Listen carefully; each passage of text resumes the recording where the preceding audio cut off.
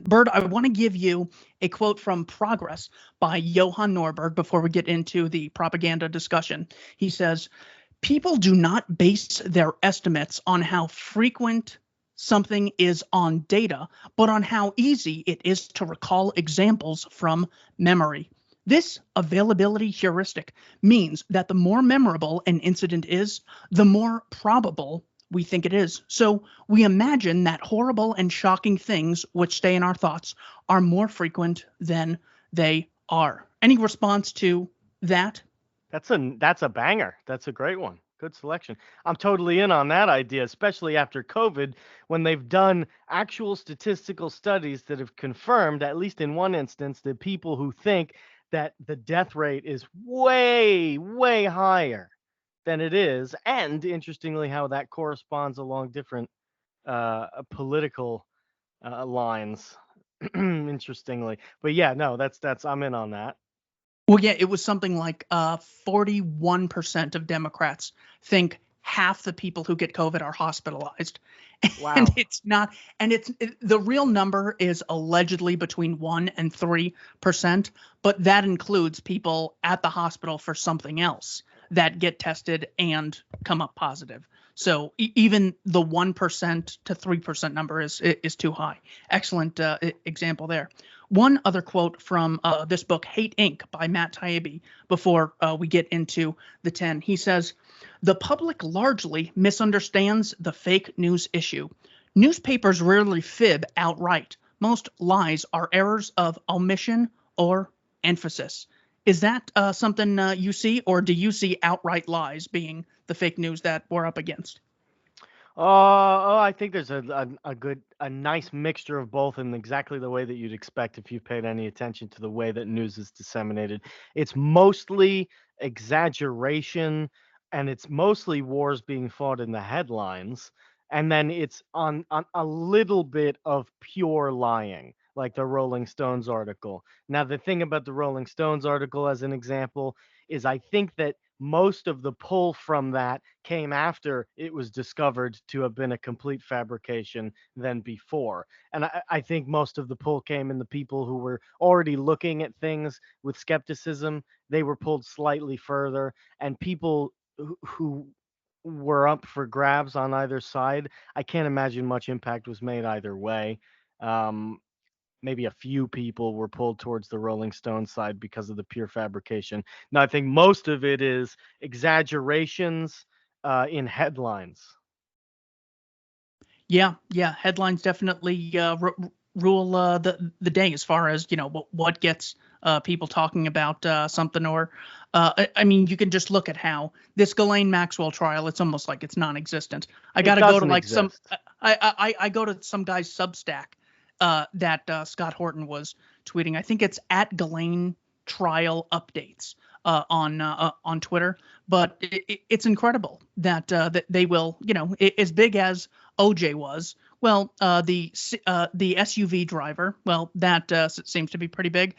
And Ghislaine, this is Yeah, what is that? This is an international pedophile network that of course, we were crazy for believing in. They say conspiracies don't exist, and then she's on like 5 counts of conspiracy to traffic children. What the worst crime of which is crossing state lines. Obviously, if we remember that that crossing state lines is a really big issue with these people. It's well done, man, because I think most people, this median strip that we will be talking a little bit about, don't even know who Ghislaine Maxwell is. Yes, quite the uphill battle. Let's get into these 10 rules of hate by Matt Taibbi in his book Hate Inc. Why Today's Media Makes Us Despise One Another. Just give me your thoughts on each rule, starting with rule number 1. There are only 2 sides. So there's only two sides. There's only two ideas. So I wanna before we actually get into talking about them. So feel free to ask me again, Keith. But I do want to just say what the point of these rules is.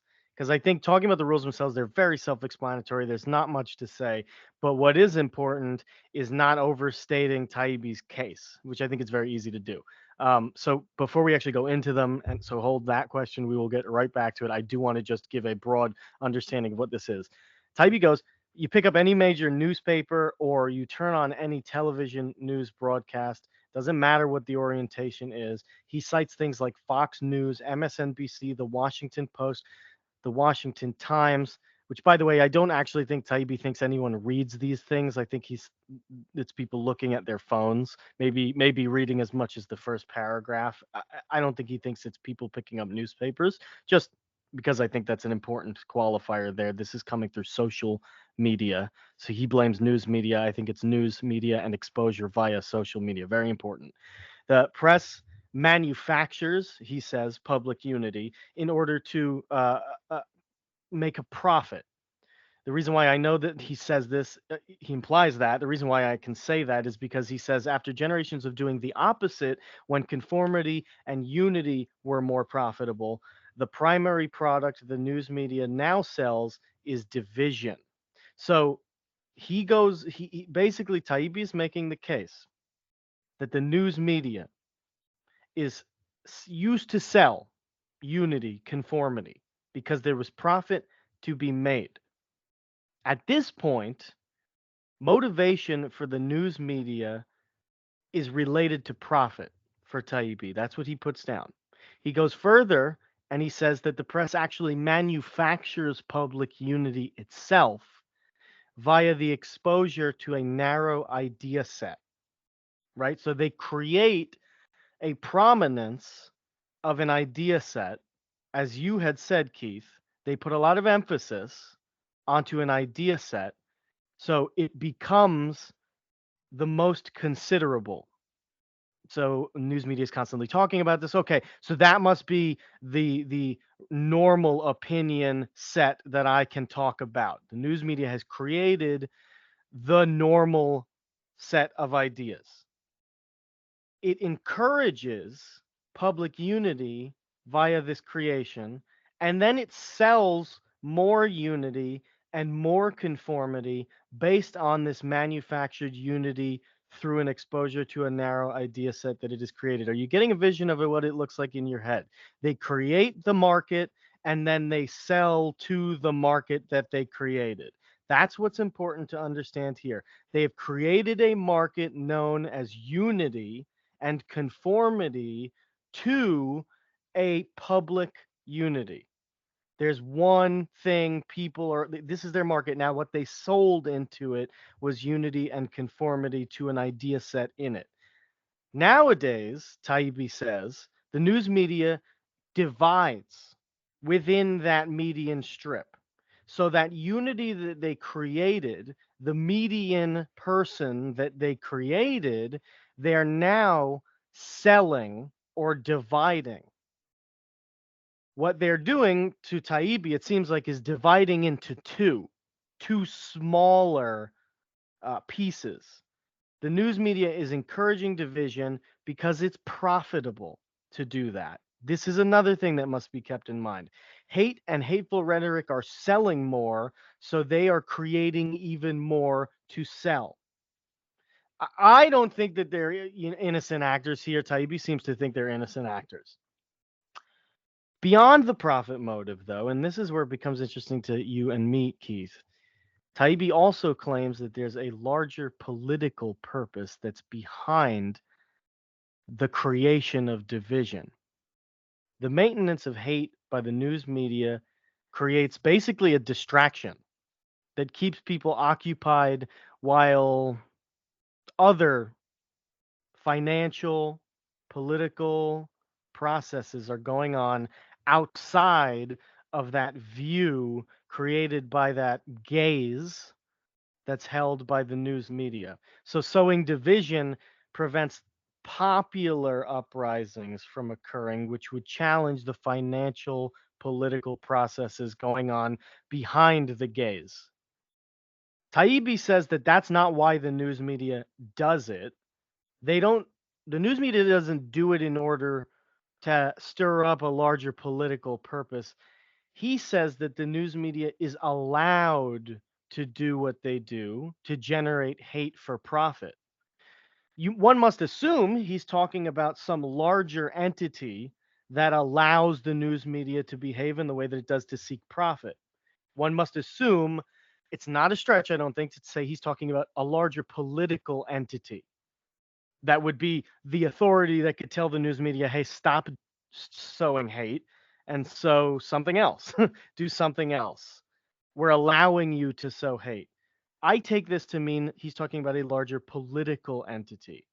Why do I take it that way? Probably my biases. But the larger political entity is allowing the media to create this hate and seek profit out of it because the larger political entity sees that the distraction prevents people from creating a popular uprising. That's their interest. That while the news media creates these little divisions, they're out there doing the big awful things. That if there was no news media creating a massive distraction, bread and circus, there would be an obvious unity against it that would come and stop whatever sort of larger political or financial problems were going on through some sort of popular uprising. I guess violent, probably. I don't know. Taibbi then goes on to outline 10 rules of hate, 10 tricks that the news media uses to trick the populace into thinking that it's punching up when it's actually punching sideways. This is very important.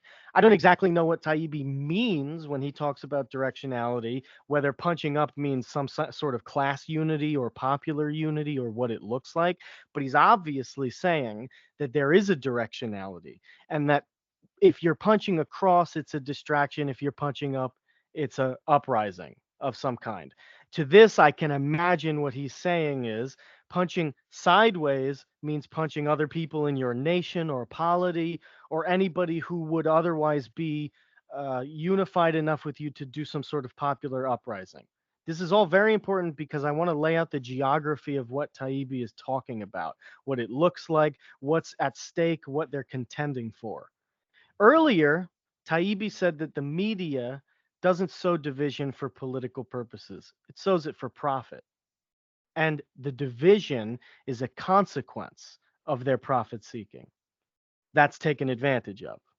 But later, he states that the rules of hate are a sequence of simple but powerful ideas that can, quote, make people yours forever.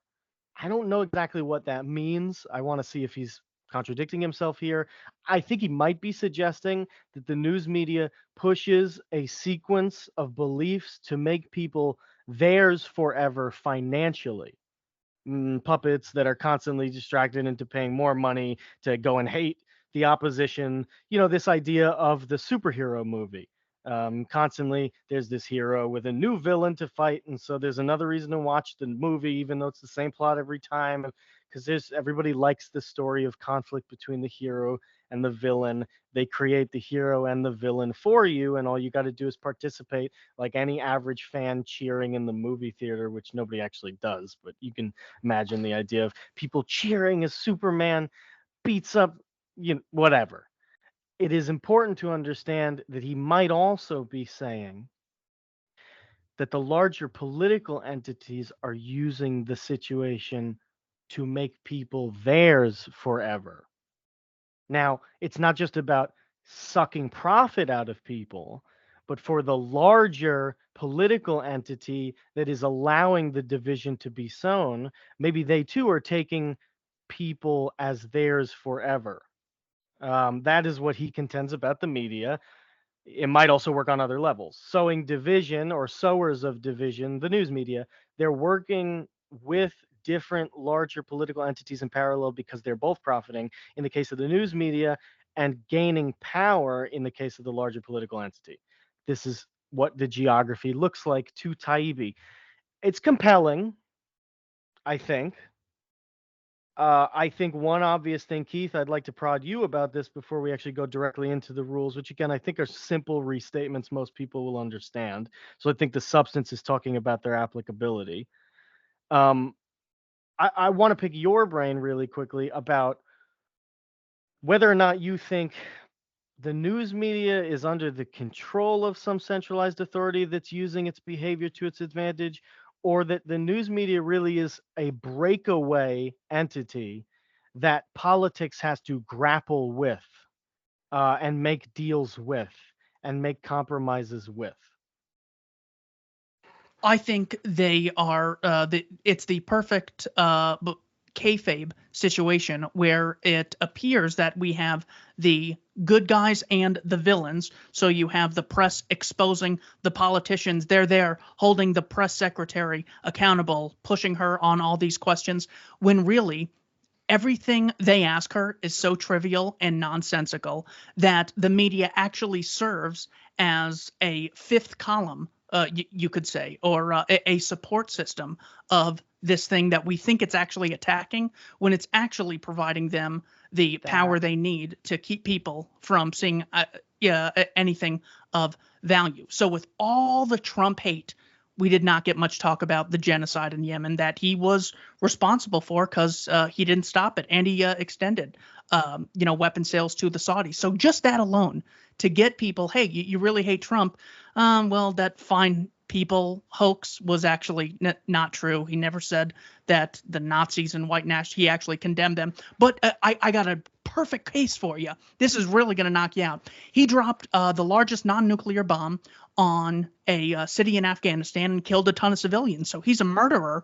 I mean, aren't you going to run with this? And they're just not interested. They're so interested in a very low buy-in, because then it's still comfortable enough for them to hate it from a distance without really feeling like that they've taken a side that makes them uncomfortable, because then you really have to say, well, this thing, the military, it's a little hard to pledge my allegiance to them. So what the media appears to be doing is, I want to say providing cover, but that's sort of a weaselly way of saying it. It pretends to be attacking the thing it actually is supporting. And this support comes from the illusion that these two are fighting against each other. It's exactly what WWE is, where you have people who it looks like they're fighting, but they're really shaking hands but behind the scenes. That's my general understanding. I know that Curtis Yarvin makes a very strong case for us having a press-controlled state, as opposed to there being a state that controls the press. He says it's the other way around, saying, like, Harvard and the New York Times might as well be government organizations as well. I think that's a really interesting take. But yeah, if I had to say, they've found this symbiotic relationship where the press covers for the politicians, and the politicians are able to basically feed off of it. They're never really challenged. And then the press gets, the handshakes with the politicians. They get the interviews, which increases their status in their profession. And you have this sort of symbiotic relationship as opposed to a conflicting one. Does that sound like nonsense? Or That's exactly my take. I mean, well, the first part of what you said was exactly my take. It seems to me that when you explained the second part, maybe there was some incongruence with what I was thinking. But you brought up Yarvin, and you had said that it appealed to you, the idea that there was a press-controlled state. Is that correct? Did you say that? Yeah, press-controlled state. In other words, if the New York Times starts running headlines, whatever they're running headlines about, that's what's going to be in the mind of the populace. That is going to tell the politicians what they can get away with. Therefore, the source of the power is the New York Times and Harvard. Okay, I can, when it's explained that way, I think I'm more sympathetic to it. I'm not 100% sure, but I do almost entirely agree with your construction that you had made at the beginning of your statement, which was that basically the way that it seems to look in your mind, this is the way that it looks in my mind. So maybe there's congruence there. The way that it looks in my mind is that the news media, the opinion makers, are an unelected branch of the governmental system. Now, that branch might include other unelected groupings of people who have some sort of political sway. Maybe the legislative branch, the executive branch, the judicial branch, news media, probably some other branches in there too. I think everybody who's vying for power, I think that's the way to look at it. Taibbi seems to think that the news media is simply allowed by some larger governmental system to do what it does for the motivation of seeking profit. This may come from the way he looks at the government, the way he looks at the politics. I don't think that's the case. I think that the entities are more or less on equal playing fields, a kind of a realist outlook on the way that these spheres exist in some sort of cosmological space, how they are oriented to one another. I think they're separate, and I think that they're on equal levels. Whatever you want to call the representative branch of government and the news media are on equal levels, even though one is elected, one has the illusion of telling, say, the police or the military what to do, which isn't really true. And anytime you see a political coup in a country, you very quickly realize the military is not subject to the government, but that they are separate entities that are cooperating with one another until things collapse. I think the news media and the legislative branch, I guess, for instance, the representative part of the government, I think they may just be cooperating with one another because of different sorts of profit being garnered from this type of situation. Um, but that makes it difficult to imagine that the situation was manufactured then, and not that it was the natural consequence of the existence of these sorts of structures. You know what I mean? Yeah, and just about what he means when they're yours forever. He is talking about you're a television watcher who's going to be a consumer. He clarifies this, at least I thought it was clear, in a later chapter titled How the News is Like Smoking. And he Yeah. says it's just as addictive as you hitting that pack, taking the cigarette, putting it in your mouth and lighting it. That sort of motion is just as much as grabbing your phone, clicking the app, and then scrolling through those headlines. Oh God, my enemies are at it again. Oh, I think they're terrible. Oh, this creates a confirmation Right. bias. The people I hate did something bad. Ooh, that's a nice feedback. I was right about them. God, I'm really on the right team. He says this sort of gets them going. He says another thing they do is Ponzi journalism. They pay off later stories that never really came true with bigger stories. He uses the example of Russiagate perfectly. He has a whole chapter dedicated to Russiagate, that there was collusion. Actually, there was a distant collusion through a guy named Carter Page. But Mueller, not Mueller, but Paul Manafort had a meeting with Julian Assange, but it's not on video, and Luke Harding says he's not going to reveal his source. Well, actually, there was a P tape that we found from Christopher Steele. Yeah. So they're constantly like they're grabbing your attention, and then, but by the way, this is never going to come to fruition. So what we have to do is sell them on something else, and you never eventually come to the point where, you know, this story, you really find out why you spent time reading about this thing that makes your life more fulfilling or educates you. It's just hitting you. He calls it bomb holing. It's just hitting you with news and news and news. And no one ever stops to ask, is this necessary? Do I need to spend this much time reading it? What are the benefits I'm getting from watching Rachel Maddow? Reading books, of course. Yeah, there's a lot to learn in a lot of places. But really, 42 minutes, 5 nights a week, I watch Maddow. What am I really getting? If I had to bullet point everything I've learned, he says it's much more of this ceremonial thing of people getting into the zone, hating their enemies, feeling superior. There aren't that many people, I imagine, that watch Rachel Maddow 5 days a week, but those that do, that consistent small number of those that do, I imagine they have a lot of power in the psychic sense. Like, I feel like they're mostly crazy, and they have the ability with their craziness to draw people in. If you watch Rachel Maddow 5 nights a week, I think you might. I'd like to meet a person who does that, because I think they might be borderline out of their fucking mind most of the time. Well, he says on that she crossed 3 million views under under Trump's administration. So she was like Got to be 30,000 of those, right? 30,000 just off the wall viewers who are watching 5 nights a week. Yeah, that I'm not sure, but I still think that it's just amazing how almost any idea, no matter how rational or irrational it is, you can still find that if it's in the mind of the average person, you can almost find it anywhere in the press. Yeah. On one of the big networks. That's why I still think, even though, okay, CNN has 750,000 viewers, any narrative that they're pushing is in the back of the mind of the average person, and they don't even know it. Yeah. Even if you're on the right, you still probably believe the Herbert Hoover was a Austrian economist myth. Paul Krugman says, 50 Paul Krugman says 50 Herbert Hoovers. In other words, these stupid governors are trying to retract spending. You need to spend more.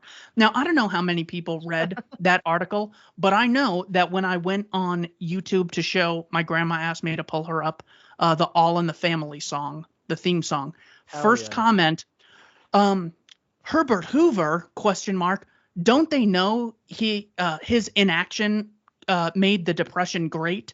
And 500 likes. It was the top comment at the No time. way. So just how they're able to sort of throw things out there that sit in the back of your mind, even if you're not a dedicated viewer. You go, well, that's probably true. Well, I've heard that so many times. What is everyone lying to me? No, that's probably the way it is.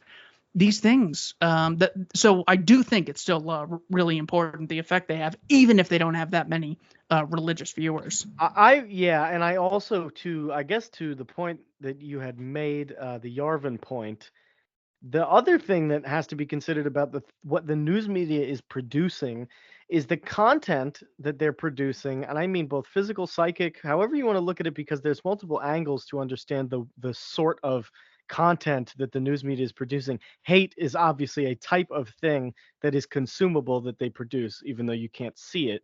It is important to remember that the other branches of this thing that we seem to think that the news media is a part of, they are all talking about what the news media is producing. They are also consumers of its content. And that is, maybe to Yarvin's point, maybe that does point to press control over basically everything else. If the content they produce is performing basically that task of setting the playing field for everyone else, that I guess is where you get into Taibbi's 10 rules, because they do point to, like, it is interesting that these are all political. All these things that the news has become so political that all of the rules are basically political. There's no other kind of news that seems to influence us in any other way. It seems that the median strip of people are created by political news. That is what Matt seems to create. He's talking about the strategy of distracting the median strip of the population, right? So the median strip is exposed to only two ideas. That's basically the first rule. There's only two ideas, there's only two sides. The point that I think is interesting here is that it doesn't say much about the political situation outside of the median majority.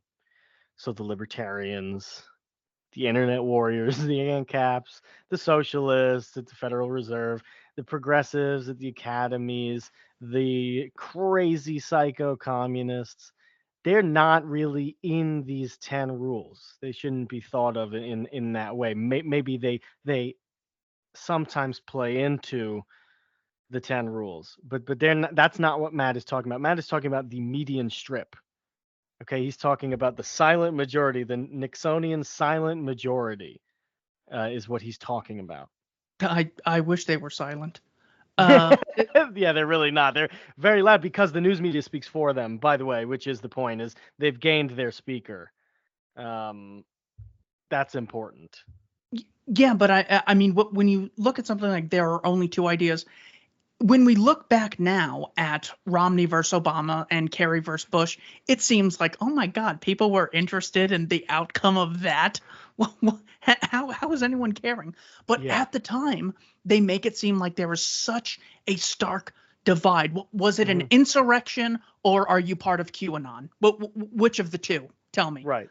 Well, I think both of those are ridiculous. So I see this all the time where, people not only say there are only two ideas, he means only quite literally, because so seldom are people saying, you know what, I'm not sure.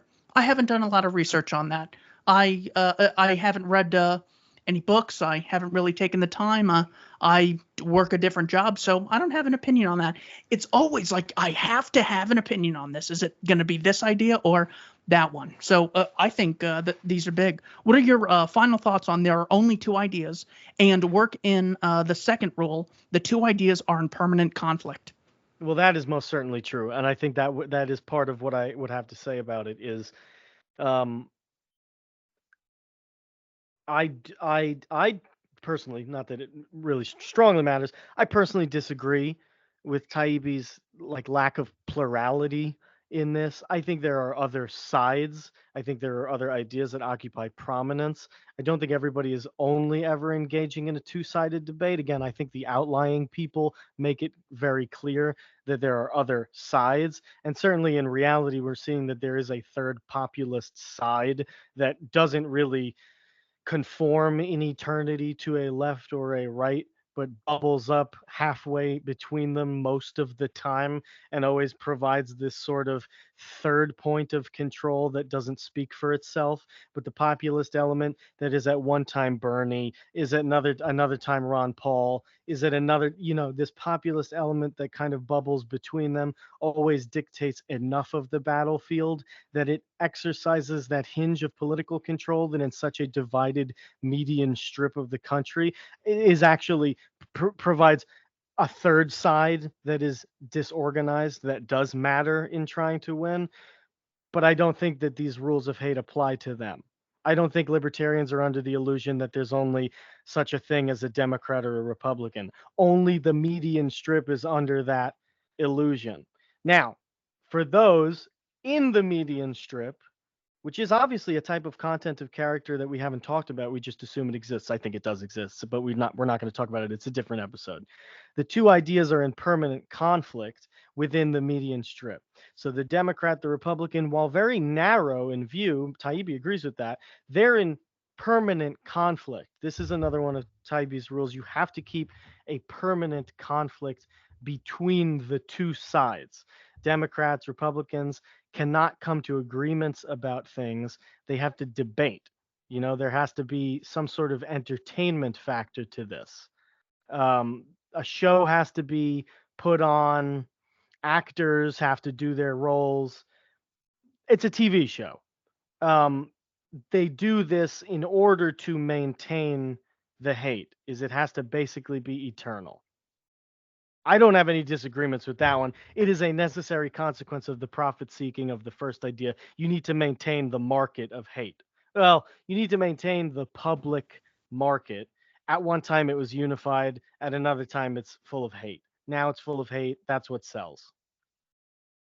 Yeah, you can certainly see this from our standpoint. When you look back, you say, all right, which party supports the NSA or the CIA or Social Security or the FBI? You'd think that they have so much to agree on. That even the right believes in public schools. Their biggest thing is, well, the unions are out of control and it should be more localized. You still believe the state should play a role in education. Who believes in a coercively funded military? Who believes Sure. you have an obligation to obey the orders of a police officer? I mean, they agree on so much. Who believes in intellectual property?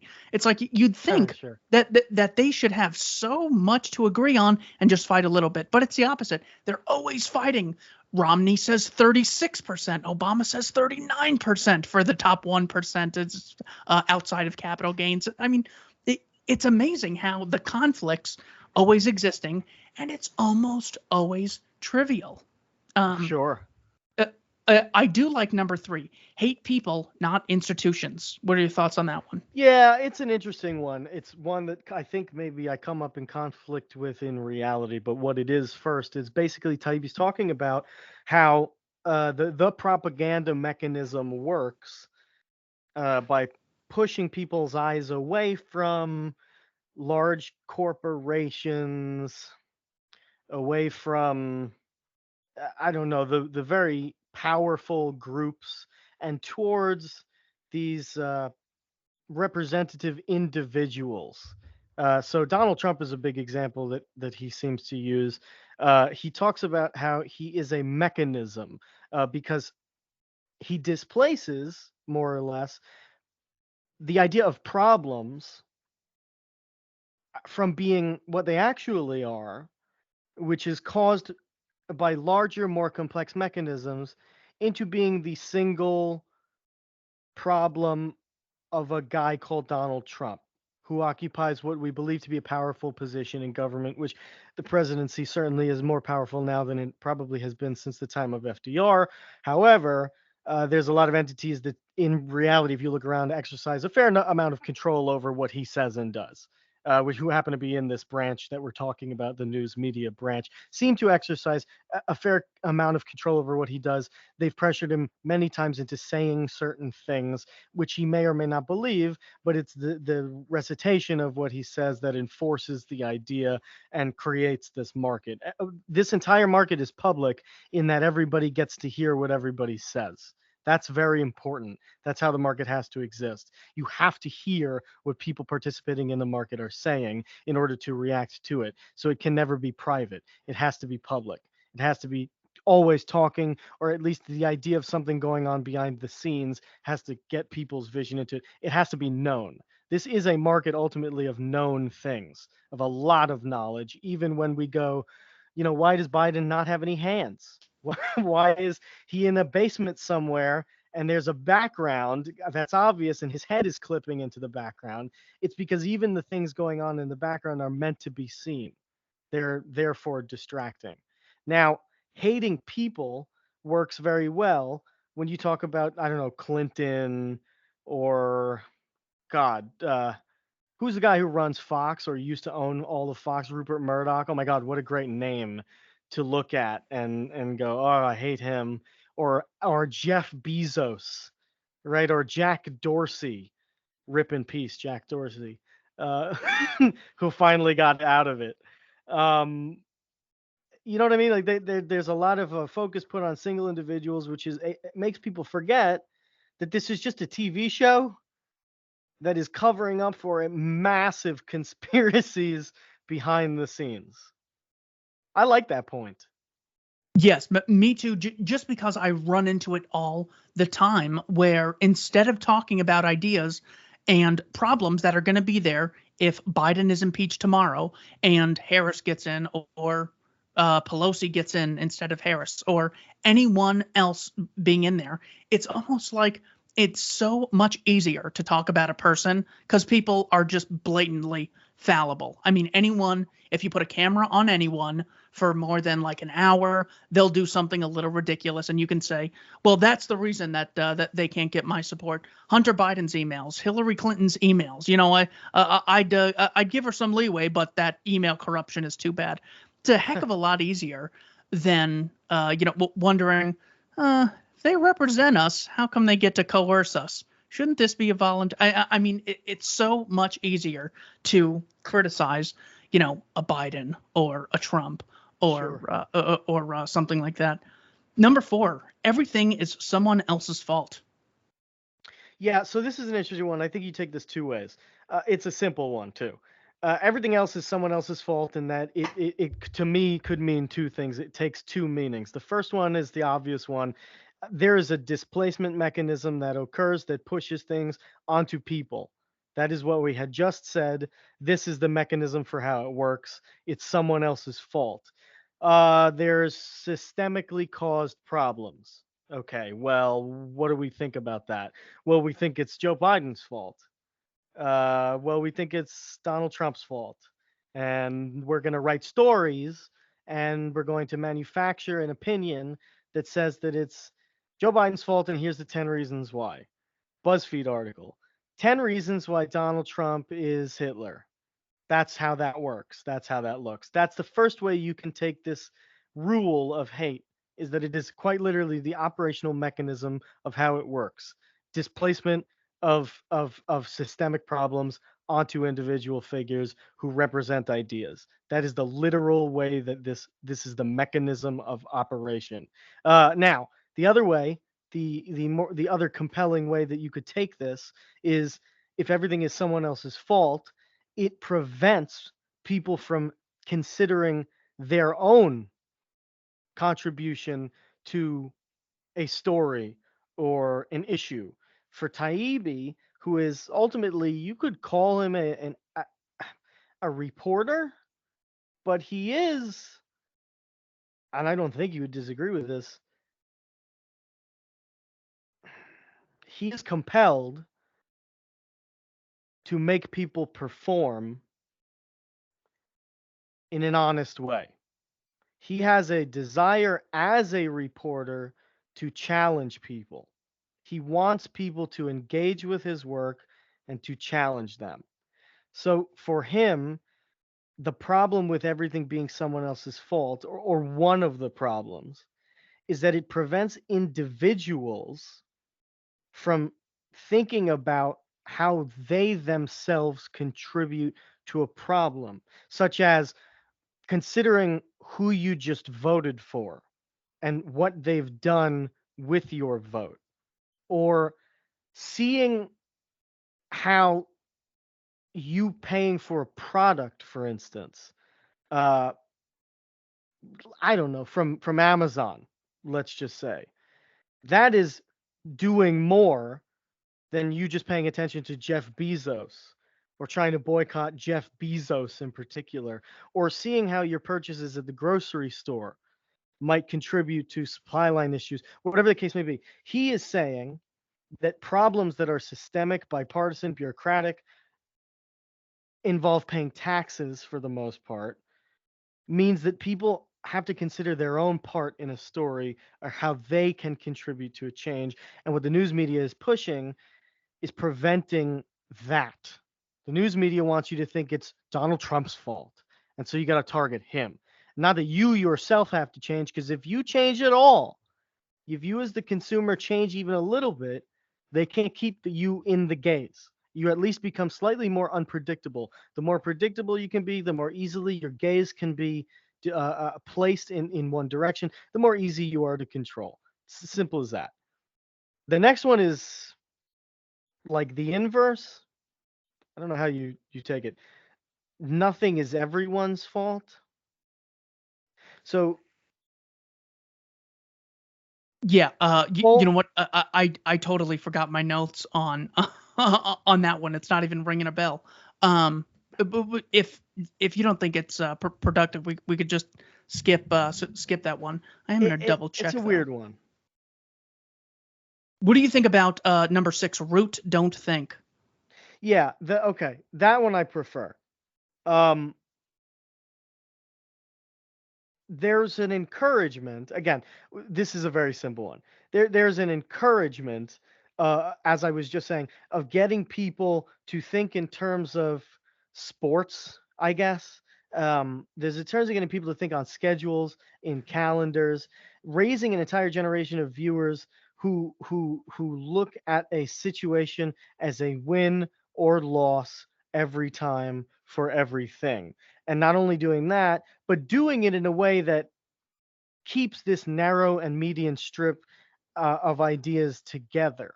So you have to manufacture a situation where it's all or nothing every time, every year, and you also have to make you can't change the rules of the game. You can't change the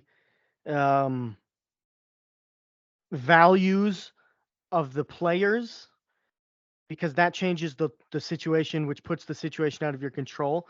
It has to be a very uniform, all or nothing win every single time. Exactly. And it's like people can't just step on the sidelines. For No. example, Kyle Rittenhouse. Yeah, fellas on the left, can you please take a loss? It's not even that big. I would admire you more if you said, you know what? I looked into it, and in every case, it was clearly self-defense. What are you going to lose your identity or like a ton of money if you just admit the obvious in this case? I mean, pointing a gun at your face 1 foot away from you. Can I shoot that guy? Well, Some Keith, crazy pedo chasing Kyle me. Rittenhouse shot up a crowd full of black protesters. Yeah, That's oh an my gosh. unforgivable crime. The the fact that they were able to say that without saying it. There was one outlet in They Brazil said it. that explicitly said that they were Yes, black protesters. yes. But Cori Bush and Ayanna Pressley, both congresswomen, called Yeah. him a white supremacist. I mean, are you just right 100% of the time? Is there ever going to be a time where you say, you know what, the other side's right? Of course, Jimmy Dore was great on this issue. I was a little scared to see what he had to say, but of course he was able to analyze it clearly. He goes, he was being chased, and then a gun was pointed at his head, and then someone was coming at him, about to hit him with a skateboard, or I forget the exact details. But Really funny thing is that Root white don't think- supremacist has been turned into that really vague term that kind of means white guy with gun. It's interesting because the Kyle Rittenhouse Kyle Rittenhouse is getting called a white supremacist, and I just saw today a Christmas family photo that was posted by Thomas Massey, where his entire family, they're all armed in the image. It's a nice Christmas family scene, and they all have guns, and he's being called a white supremacist. So all that it actually means, all that white supremacist has actually become, is some white guy or his family having guns. That's all that it means. Yeah, the assumption is when you're trying to be supremacist over someone else, you're trying to dominate and control them. And, well, that's what the gun is used for.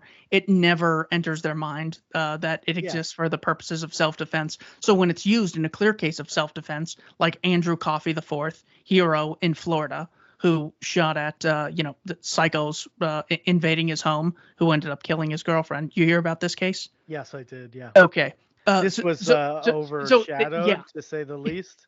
Yeah, I wouldn't report on this one either. Or obviously the Kyle case of Root don't think is so big because it's like you can't just give them a break, even on the right. There will be something where it's like totally reasonable that Biden said something like and to quote before he quotes someone else. And everyone said, he said, end quote. He doesn't know what to read and what not to read on the teleprompter. Now, maybe he did say end quote because he was just reading. I've done that a couple times. But can we let some things go? Can we not take a do people think he doesn't know not to say that? I mean, come on. Just quickly on nothing is everyone's fault from the Washington Spectator, Taibbi summarizes his points. If both parties have an equal or near equal hand in causing a social problem, we typically don't cover it, or better to say, a reporter or two might cover it, but it's never picked up. It doesn't take over a news cycle, doesn't become a thing. This was the argument between Thaddeus Russell and Nick Sarwark. So Thaddeus Russell said, I have names like, oh gosh, none of them are coming to me. Kelly Thomas, Duncan Lemp. Mm-hmm. How come I don't hear about those? I heard about Breonna Taylor, who was almost identical to the Duncan Lemp situation, except Breonna Taylor's boyfriend was shooting back. So in the Lemp case, it was worse because there was no shooting. But we also have Tony Timpa, who was choked to death on camera by cops. Kelly Thomas was beaten to death by the cops on security camera, and those cops were let off. And he said, Sarwark, are you telling me you think that cops explicitly saying they have the right to rule us, that it's really more of a racial issue? And Sarwark says, well, here's 3 times CNN mentioned, Duncan Lemp. What he linked to was iReports or the CNN blog. And yes, it exists, but it's so deep on page 6,000 that it's not dominating the headlines. And that's the wall-to-wall coverage that really gets people thinking. So Taibbi's examples are a bloated military budget, mass surveillance, American support for dictatorial regimes like the United Arab Emirates or Saudi Arabia, our culpability in proxy nation atrocities like Yemen or Palestine, the drone assassination program, rendition, torture, the drug war, absence of access to generic drugs. So I think that's a terrible title for such a good rule. Nothing is ever. I'm never going to remember that means that. Yep, I agree. Wow. Any ideas on no switching teams? Yeah, no switching teams again is pretty self-explanatory. The operational mechanism for why is interesting. No switching teams, of course, simply means you don't go to another side. You have to stay with us. Um, everybody knows this is not breaking any ground here. The interesting thing that he talks about is the concept of the false balance, the false equivalency, the both sidism. He uses a few terms. It's a basically an idea that is constantly stoked in order to keep people in their own political sphere. The false balance. It's pretty self-explanatory. Um, Everybody has their own side to go to, and that's the format given to the average person. That's it. And it's like there's no even social incentive. Like if someone admits they're wrong, even I saw Sam Harris say, "Wow, he tweeted something like, I gotta say I'm really eating these words right now," and he's retweeting a previous tweet of his that, "Oh, finally Joe Biden, we have someone with class." Sam is like, "Wow, I really feel like an idiot now that Biden is, sort of botched this Afghanistan withdrawal," and God sod to the rescue. See, you idiot. Now do you see what we're talking about? Wouldn't the best thing, I'm all about making people feel bad when, they're advocating bad things, but don't you just want to say thanks sometimes to someone who says that? There's not even an incentive to say you guys were right, because it's going to be met with "told you, loser," as opposed to "I appreciate that. Thank you. Thanks for letting me know." Number 8, the other side is literally Hitler, and we can merge it with 9. In the fight against Hitler, everything is permitted. What are your thoughts on those two? Though that is it. That's it. Those are my thoughts on it. He spends time talking about. Again, more generally, you have to create the worst thing ever. This is all sports. I think that's what needs to be understood. Is this is all sports. I don't know if Taibbi has a sports background, but the way that politics works is like sports. There's a championship at the end of a certain period of time. It's the thing that you have to care about. It's the most important thing of the season. Every new win is another win in your trophy case, so it's more important every time. Every loss is another L in your trophy case, which is more important every time. It's hyper accelerating towards a massive explosion.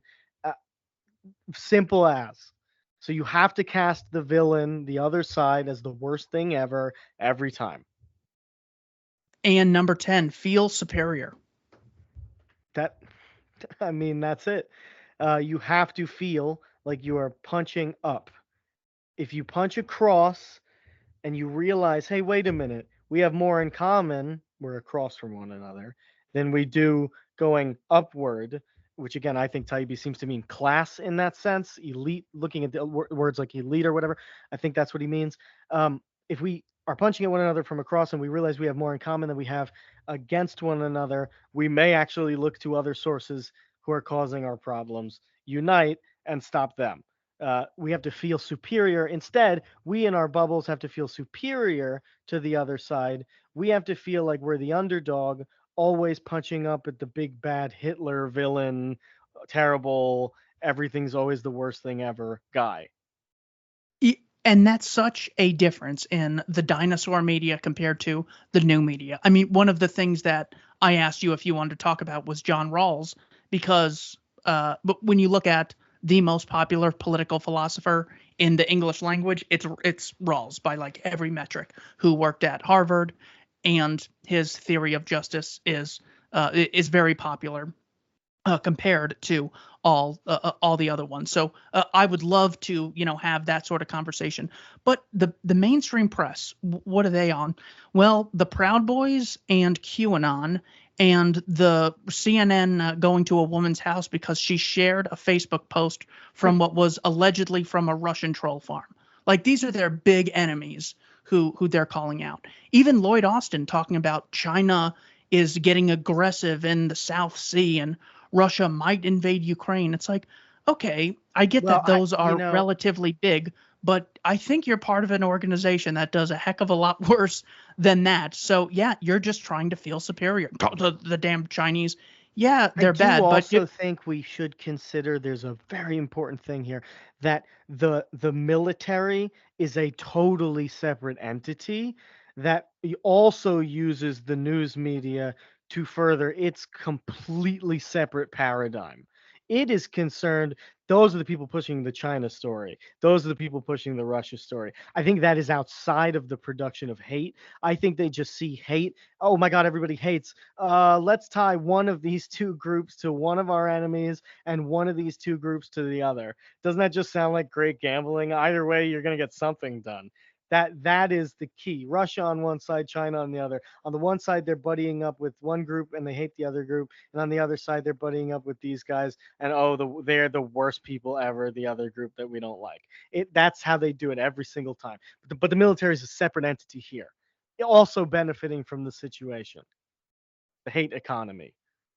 there is a chapter titled "The Church of Averageness." I want to get your take on this because I thought this, I loved this one. He says, "Have you noticed that the most famous people in media, the people with the most influential slots in newspapers, primetime shows of their own, voices first heard by senators, CEOs, and other key decision makers, tend to be not all that bright?" He says, the reason you have Don Lemon instead of someone brilliant and hilarious, or Chris Cuomo or Anderson Cooper, wouldn't you want someone like really smart and energetic to take views away from Fox? He says there's actually a method to something like this. He says they must be acceptable and predictable, much like a politician's speech when they say it's time to act, we must do our job, we must have adult conversations, get out and vote. All those are stupid and meaningless. The reason is so that they can appear to be acceptable and predictable, and that's what keeps people coming back, as opposed to, I'm going to have to do some thinking if I turn this on. He says that's why these people are so dumb. And I always wondered, I go, Don Lemon's not that impressive. Chris Cuomo's not that impressive. What is he doing up there? That is the answer. What are your thoughts on that? Imagine if they got somebody impressive. That's my first thought, is what if they actually got somebody impressive?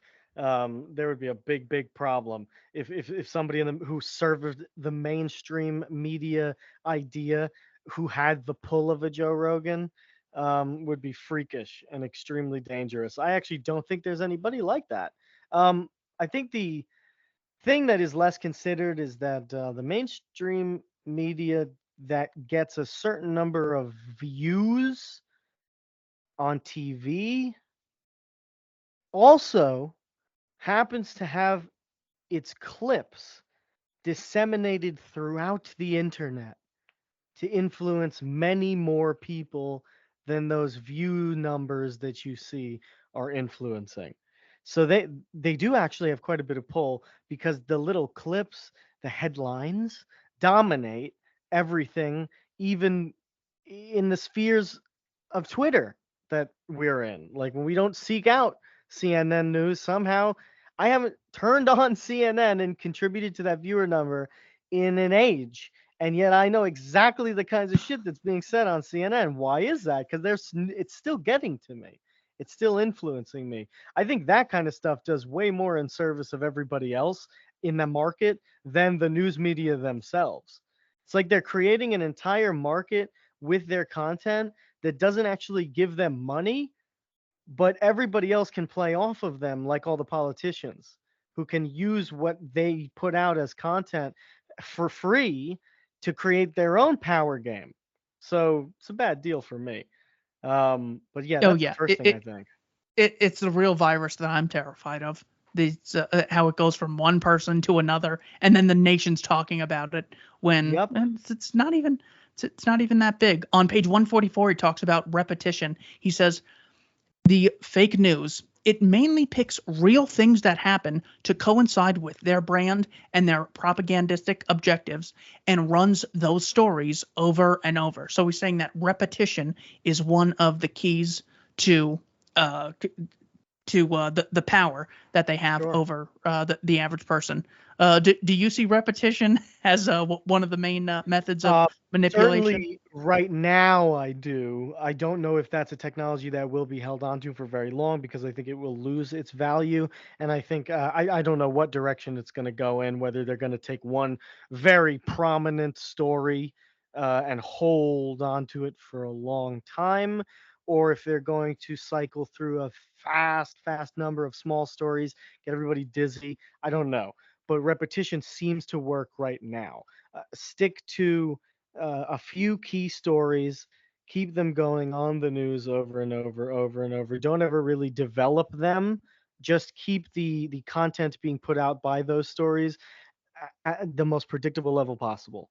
It's I wouldn't call that a prediction. I don't think any of this is predictive. I think a lot of this is an analysis of the field that already exists, and in that I think Taibbi correctly notices one of these trends that seems to exist. And it's sort of like how these hysterias start. I mean, I remember that there was a big worry about the U.S. going to war with North Korea Oh if yeah. North Korea invaded Guam. There was also a big one about the South China thing. They pull that like every 5 years. I know I've heard Of that one course. before. But obviously the big one was Assad first gassing his own people under Obama, fake, gassing them again under Trump, another fake false flag, as exposed by Aaron Mate on the Scott Horton show. Now, after that, it was Assad. I believe it was Assad or Erdogan. Someone was going to kill all the Kurds, basically, and then the Kurds. We Yeah, I cared about remember the that. Kurds for like 48 hours, and then it was the women suffering under the Taliban, which is true, but don't be justifying another 20-year trillion-dollar mass atrocity war that leaves with the Taliban taking over in 11 days. So it's just this repetition, and then it's like forgotten about. They just changed the channel. I remember Obama was like this hero for bringing democracy to the Middle East by first giving a speech in Egypt, which was heard in Tunisia, which started the Arab Spring and the uprising against Hosni Mubarak. And I never hear anything about it anymore. They Unreal. just repeat it, wall to wall coverage, and then move on. They just change the channel. It's crazy how when we were leaving Afghanistan, one of the things being said by the people against our leaving was, "Watch what's going to happen. All of the women are going to lose their freedoms, and they're going to never be able to go to school, and so on and so forth." Is this happening? Seems to be happening in some parts of Afghanistan. The thing to me that I thought was quite interesting was, yeah, that's why we were fighting the war. Well, you thought it was about something else? No, no, no. They had openly said the reason we are in Afghanistan is to so that girls can go to school. they were they were. Don't you remember? That's why they were. That's literally the reasoning for why people were in Afghanistan in 2014. That was the reasoning. It was to bring freedom to the women in Afghanistan. This was said by generals. This was said on the news. This was the stated intention. So, yes, us leaving and the situation reverting to what it was before we went in with billions of dollars to attempt to change it instantly changed back to what it was before because it was a completely fake construction that we spent a third of our economy trying to of all time trying to change, and it didn't work. So yeah, I'm sorry that us leaving the situation made it go back to what it was before we entered the situation. Yes, that is why the war was fought. That's why people should feel really bad about it because it was fought for nonsense, and then when it ended, it went back to the way that it was. Yeah, but even while they were there for the 20 years, I don't think the women were exactly living the Carrie Bradshaw Sex in the City life of You purses and know, high heels. you know, I'm not sure it ever changed, even they're when they were there. making news reports about how these girls who used to be able to go to school now aren't going to school. The news report may be the extent of the data set. It may actually be one school that they're talking about that was built where people were attending who are now not attending. The magnitude of impact of all the money that was spent, all the lives that were spent, in Afghanistan, I truly can't even measure for you. I really don't know. It could be as small as 3 or 4 points, 3 or 4 data points. It could be really small. It's definitely not the whole society of however many tens of millions of people are in Afghanistan. Yeah, it's like they have two different methods. In order to pull you into the war, they use fear. Saddam's going to nuke us. Saddam's agents had a meeting with Muhammad Atta in Prague. Afghanistan is where Al Qaeda is. Japan is going to attack us again. The communism's going to spread. We got to fight them over there, we got to fight them over there before we're fighting them over here. But then once you're in the war, or even after, it's like, well, World War II was actually about stopping the Holocaust, even though Germany isn't mentioned in FDR's Day of Infamy speech, because Germany declares war like 4 days after, on December 11th against America. They never talk about spreading democracy before Afghanistan or before Iraq. No. Even in Syria, it's hardly about any democratic vote now. But you know that's what it would turn into, because at the time it's, oh, they're gassing innocent people, and he's pals with Russia, and Russia hacked our election, so they're our eternal enemy.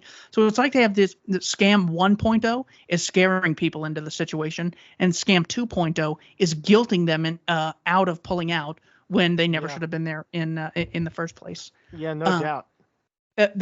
I got one final one, and I see this all the time. Trust the experts, because complex equals true. The more complex something is, the more true it is. There's an obvious case now with Fauci. But if we take a less emotional example, if you just look at anything that the military does, it's just like them saying, well, there are a lot of classified documents. There's a lot of intelligence, and as if we're the CIA, we can't give it out to everyone. So trust the experts. Taibbi says this is a terrible thing that we've sort of bought into. He says, Iraq was one of the first stories of this type. We overwhelmed audiences with details and technical gibberish and charts and maps and chemical terminology, and essentially forced consumers to take things on faith after a while. They needed exhausted, confused, and frustrated audiences. What do you think about the weapon of complexity? Trust the entrepreneurs, man. That's the simple. Now, the longer version is, I think it's perfectly fine to trust experts when you know that their incentives for action and expected outcomes align with the outcomes that you would like to see. Then it's perfectly fine to trust the expert, because you know exactly how they're going to behave. At this point, there's certain experts you know not to trust. At this point, there's certain experts who you know you probably can trust. Ultimately, trust the entrepreneurs. Those are going to be the types of experts that you're going to want to trust. Yeah, at least they have some skin in the game. That was Ayn Rand's great point. The entrepreneur screws up, but so does the politician. The difference is, when the entrepreneur does, he bears the cost. When the politician screws up, he says, this would have worked if only we had more funding. So he's now a hero for screwing up, because he's fixing the situation. Any final thoughts on Hate Inc. or the media in general before we close out?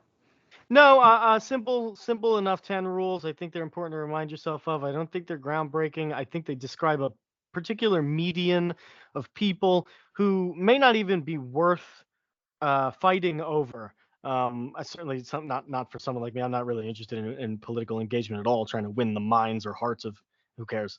But I don't. I think what would be most useful. You can find this in a media studies class, right? Like, I think if you wanted to understand how the so hard to say.